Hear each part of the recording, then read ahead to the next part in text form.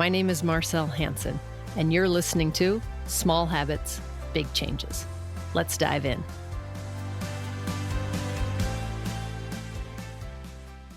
Gotten a couple of inquiries as of late as to how long it takes to get in shape. I'd like to give an analogy of how I have felt my wellness journey over the last 30 years has progressed.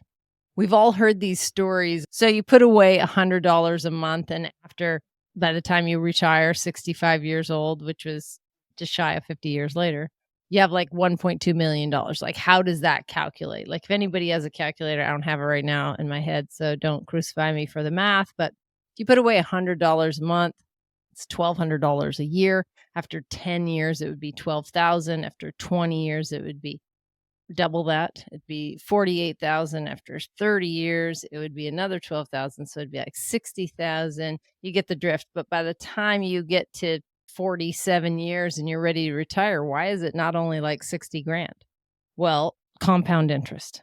Every year, every month, whenever that interest is accrued, then that next 100 going on top of it is not just going on top of 100. It might go on top of $108.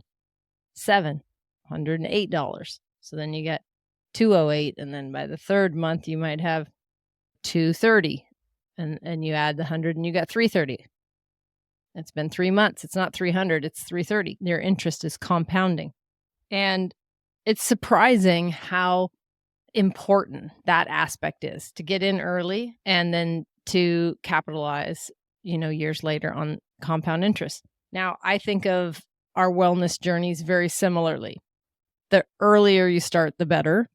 And the consistency, just like you're putting in that $100 every month into your interest-bearing account, you are doing the things that you need to do to take care. You're focused on your hydration, your daily movement, your nutritious meals, and your quality sleep. As you do those day in and day out, just like you're depositing, whether it's $3 a day or whether it's $100 a month or whatever the case may be, you're consistently putting it in there, consistently. It pays you handsomely, because as time goes on, your wealth is growing. And then when you retire, you're able to spend it, enjoy it. I think of health and the wellness journey very similarly. You treat your body and your mind and your emotional management. You take it seriously and you treat it as though it means something to you, that you value it through your 20s and 30s and 40s and 50s, so that in your 60s, your 70s, your 80s, your 90s, into your centurion years, you can still enjoy that body and not be riddled with illness or dis-ease. Because those aren't things that are done unto you. They are things that are done as a result of you. The majority of dis-ease is preventable. The majority of chronic illness is preventable. Not all. There are exceptions where there's genetic mutations and situations that arise where it really, you could do much more than what you've been doing. Eating right, sleeping well. You may need a supplementation. You may need some adjustment to what you've been doing. That's already amazing. But it's that consistent action each and every day that will draw a higher awareness for you around your body and how it shows up and where you can find balance in strain and activity and rest and relaxation, meditation. This is a constant adjustment. And that's why I think people grow weary, because it's not something you can control in a finite state. Things happen. Emotional stressors happen. There's different times in our lives where there will be more stress, whether it's taking care of little ones, whether it's taking care of aging pets, whether it's taking care of aging parents, whether it's community related. There'll be things that go on that alter your state, and those are somewhat unavoidable. but how you react to them, how you bounce back from them, how you cushion those blows is largely predicated on how you have maintained your well-being. So my encouragement is to start.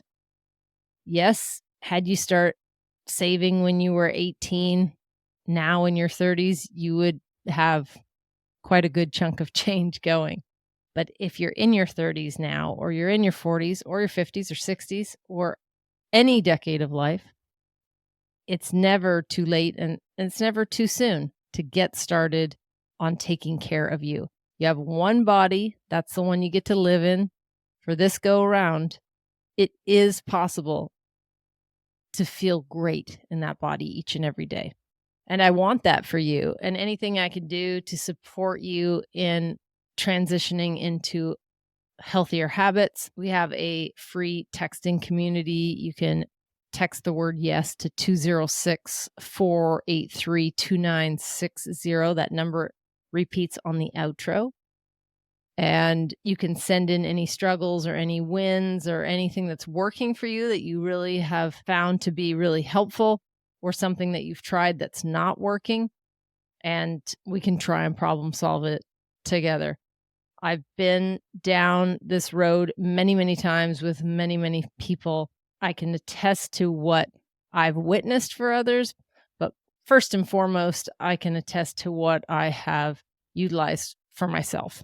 And that's quite a bit over the last 30 years. I've used a lot of different modalities. I've gone over a ton of them, almost 100 of them. We did an episode. If you check back, there are a number of episodes that go into 100 tactics that you could utilize to help build that awareness, to help make a formidable, stable table, to help build that firm, solid structure that you can then advance to emotional management and state management. And from there, once you're at that level, you really can produce nearly any result, because you've taken over emotion out of the equation. You are cognizant of the blessings that exist in your life and just how grateful you are for even the awareness about all the things around you, including your body and a little bit about your mind. And hopefully that just makes you a clearer, better, more responsive, less reactive human. So today's impression is really about consistency, about showing up each and every day, about putting in the reps, because it will pay dividends down the road. You will have a solid relationship with yourself, which will lead to better and more enriching relationships with others, whether that be personal or in your community or in your workplace. We're coming into spring. For those of you who are in my neck of the woods, we're going to spring ahead 1 hour. There's going to be a lot more light in the day.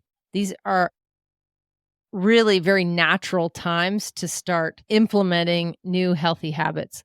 The sun comes out, you come out, get up a little bit earlier and get outside, get some light into your eyes, into your skin. At the sunrise, try to end your day with that sunset. If you can get a little of those rays on you, I cannot overemphasize how therapeutic nature is. If you can cap your days with the sunset and the sunrise and the sunset, you are doing pretty good. Focus on getting as much of your hydration in earlier in the day. Best quality water you can. A granule of Celtic salt with each 16 ounces would be brilliant. Focus on movement each and every hour. I used to say 10 minutes a day. If you could commit to that, commit to yourself those 10 minutes, you're going to get outside and walk for 10 minutes. I still want that as a daily starting point. But for those of you that are in offices, that are in a workplace where it's not feasible to get outside, still get up each and every hour. 55 minutes of sitting, do 1 to 5 minutes of anything. You can do air squats, burpees. You can go in the bathroom and do burpees around the corner. Sometimes you can do it at your desk. You can do calf raises. You can just push your chair out and do a wall sit, or do air squats, like I said. Do sit-ups. I'm not a huge sit-ups fan. You can do jumping jacks or burpees, or just a full shakeout as if you were on a rebounder. Move your body, your entire body. You can do some EFT, some tapping, some acupressure, hand massage, head massage, ear massage. A lot of these parts of the body have multiple relaxation points, and we carry a lot of tension in our ears and head that you don't realize. So check that out. Hands or feet, depending on where you're at, what's appropriate. Everything's different. It's very unique to your situation, but think about moving at least minimum 30 seconds. 30 seconds of movement, of a little bit of exercise. Think of exercise as the new snack. So instead of reaching for a snack, if you're going to reach for a snack on movement, do something. You could get up. It doesn't have to be, you don't even have to lift your feet off the ground. You could just be raising your arms up and down in a snow angel, jumping jack sort of fashion. Standing up, though, it's hard for me to express that to you or demonstrate it with my mic being stationary. But you can do it up against a wall. It's great for your shoulders, great for your lats. It's actually quite difficult to do. But there are myriad of different movements and exercises that you can do. And if you've done a ton of movement and you need some still time, if you've been active for 55 minutes, then take 30 seconds, a minute, 2, 3, 4 minutes to sit and be still. Close your eyes, focus on your breath, maybe do some box breath, just a quiet meditation to bring into balance what you're doing. I don't know what your day looks like, but there are days of mine where those 5 minutes of the hour need to be resting 5 minutes. And there are days, a couple hours in a few days of the week where those 5 minutes need to be get up and move and do something, whether it's some rows, whether it's some flow, some plank. It doesn't really matter. What matters is that you're starting to put your attention on breaking up the day into segments. And if you think of them like an hour, it's easiest for 55 minutes that you're doing one. Most people are being more sedentary. So that extra 5 minutes that make the hour, that needs to be of movement. For some of us, those 55 minutes is movement. And the 5 minutes really needs to be slowing it down, focusing on your breath, shutting off any external distraction or influence.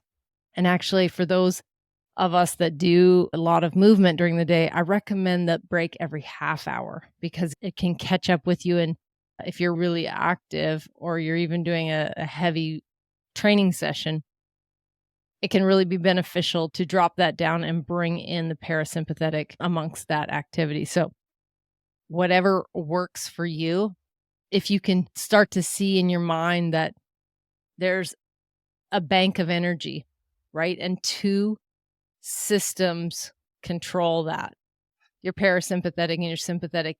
And it's not the goal to be completely in rest and relaxation. It's not, because things start to shut down then. There has to be a certain amount of stress, a certain amount of ability to react from that flight and fright. You have to be ready for like life that keeps you going.